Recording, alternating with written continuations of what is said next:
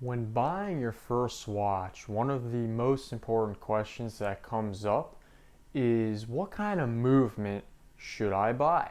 Should it be manual? Should it be automatic? Or should it be quartz? In this video, I'm going to go over what those three different kinds of movements are. I'm going to do a very brief overview, and then we're going to talk about which one you should go with as the consumer. So let's get into it. Let's start out with the quartz movement. This is going to be the cheapest way to get into a luxury watch. I know some people are like, hey, it's quartz, it's not luxury. Well, hear me out. A lot of brands in the 1970s were ditching automatic movements and going to quartz. And there's actually a lot of very high end watches out there that run on quartz movements. One of the most famous examples is actually the AP Royal Oak. Back in the 70s, when the Royal Oak came out, it was actually introduced as an automatic watch. However, because of the quartz crisis in the 1970s, they decided to make a quartz version. And it's perfectly okay to buy a quartz Royal Oak. There's nothing wrong with that. Now, the reason quartz is so popular, especially in the 1970s, was accuracy. It is the most accurate kind of watch movement. It's very cheap to maintain. All you have to do is put a battery in it every couple of years or whenever it dies. And it's also cheap to produce. It's not like a automatic or manual movement where everything is highly finished. It's literally just a battery operated movement. The intricacies on how it works I'm not going to get into in this video, but perhaps in a future video. So that's one of the biggest benefits of quartz is it's cheap and it's super accurate. It's actually the most accurate watch movement you can get. So those are the two good things about quartz. Now let's talk about the downside about quartz, which is it's cheap. There's nothing cool about it. It's not art, an automatic movement or a manual movement. It's really an art piece. You're not buying it for the accuracy. You're buying it for how it is, who finished it, hand finished, the quality, the engineering, all that cool stuff. So that's the downside of quartz, not to mention another downside, which is limited availability. If you're looking for a really high-end watch, not a lot of people are making quartz movements for high-end watches anymore. You most likely would have to go vintage. You would either do, a vintage AP, a vintage Rolex, a vintage Omega Seamaster, which is probably the coolest of the quartz watches, something like that. So anyway, that's quartz. Let's get into manual, which is one of my personal favorite movements.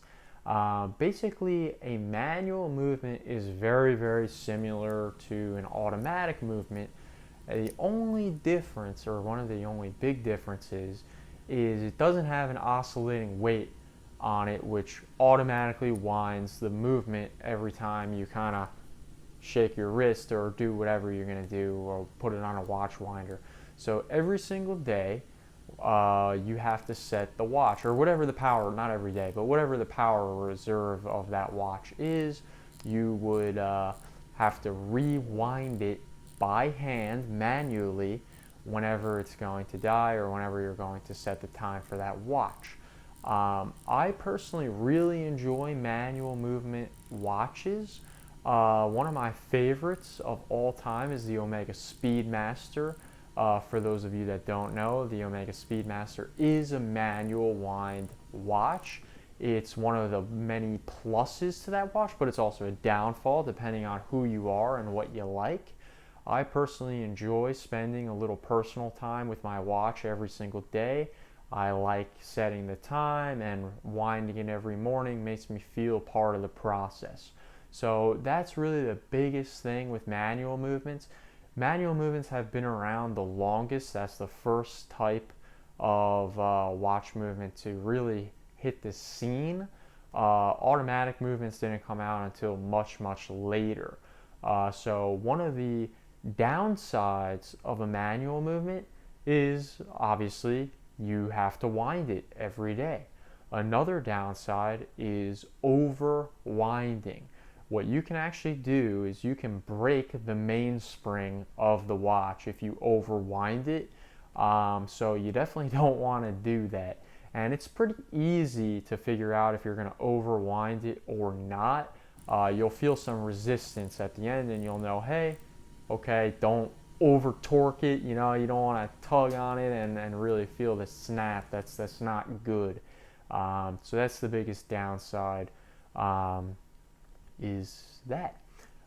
So now let's talk about the automatic movement. Probably one of the most popular watch movements right now, and really one of my personal favorites besides manual. Manual is my favorite, but so an automatic movement is basically the same thing as a manual movement, except it has an oscillating weight on the back, which means that when you move your wrist or put it on a watch winder, it will charge itself. So basically what happens is the weight spins around. It can go either, depending on the watch, it could go either direction, clockwise, counterclockwise. And basically what that does is it will wind the mainspring. So now I know what you're thinking. If it's automatic, couldn't it overcharge and break the mainspring? Well, the answer is no. All automatic watches have a clutch on it, and when the mainspring is fully wound, the clutch engages and the oscillating weight will no longer tighten the mainspring, thus keeping it from snapping. Now, something very interesting that not a lot of people know about automatic movements is you actually do not want to wind it by hand. A lot of people say, oh, you know, you have to wind it by hand to kick it into action, you know, to get it going, maybe do 5 to 10 turns. You actually don't want to do that.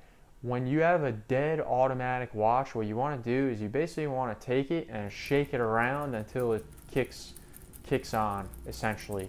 When you wind an automatic movement by hand, you could actually damage the gears in the automatic winding works, and you really don't want to do that because it's going to shorten the lifespan of your timepiece and you're going to have it serviced more often.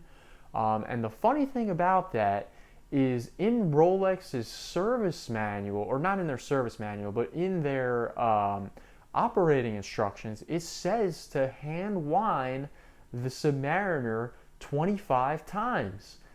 Do not do that. Please do not do that. You're going to strip your gears and you're going to have it serviced.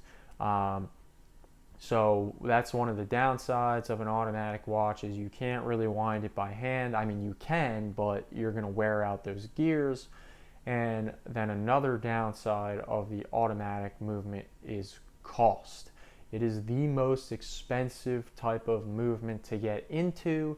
Now, there are very inexpensive watches out there that are automatic. Seiko is the king of inexpensive automatic movements that happen to be very good, by the way.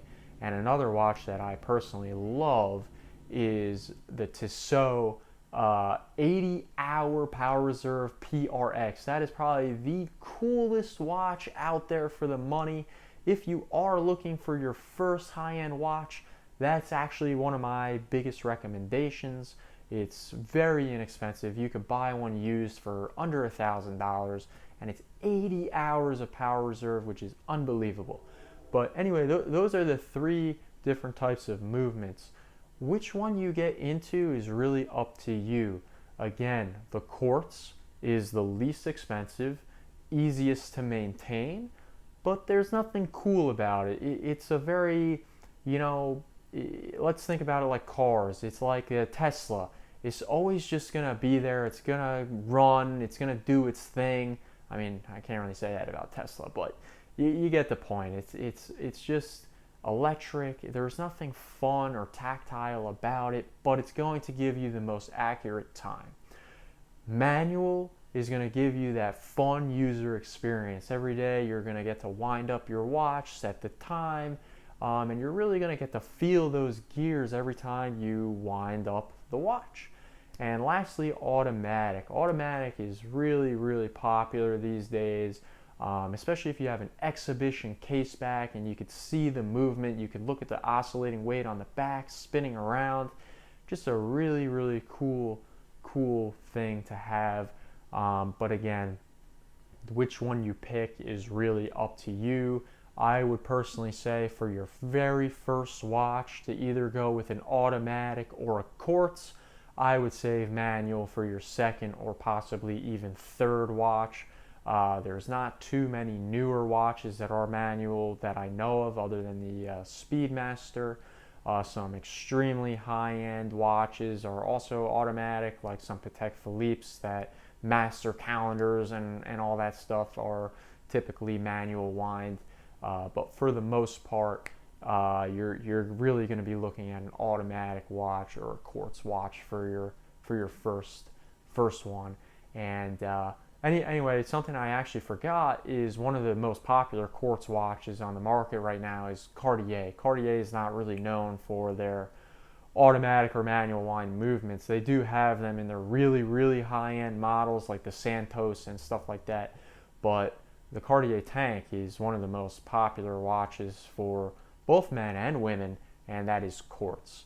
But anyway, it's up to you what you pick. Put in the comments what you think you're going to pick up next, if it's going to be quartz, manual, automatic, or whatever. I'd really like to hear your opinions on it. But until next time, peace.